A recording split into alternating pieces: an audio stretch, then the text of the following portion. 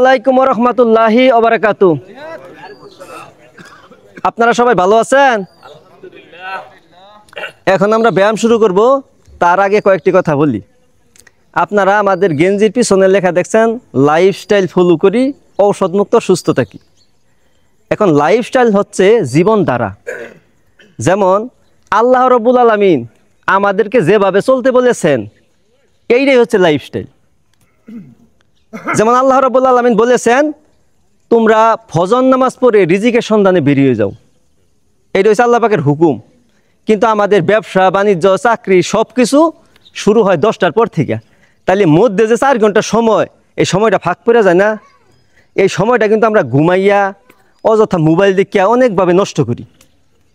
কিন্তু যখন আমরা এই সময়টা নষ্ট করি, তখন কিন্তু আল্লাহর হুকুমের বাইরে আমরা চললাম। এইটার কারণে আমাদের শরীরে কি হবে? নানান ধরনের সমস্যা হবে, যে সমস্যাগুলো সারা জীবন ওষুধ খেতে হয়। কথা বুঝতে পারছেন? আজকে যদি আমাদের ফজরের পরের থেকে চাকরি ব্যবসা এগুলো থাকতো, তাহলে কিন্তু এই সময়টা নষ্ট হইতো না।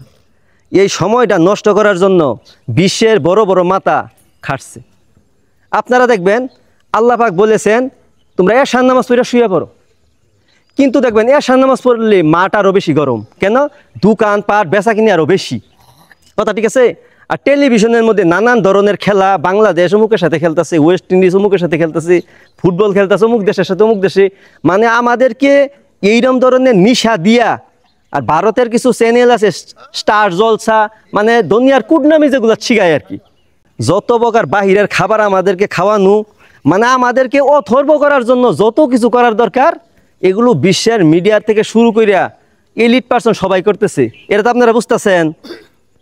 এই কারণে আমাদের স্লোগানে একটাই, লাইফস্টাইল ফলো করি, ঔষধমুক্ত সুস্থ থাকি।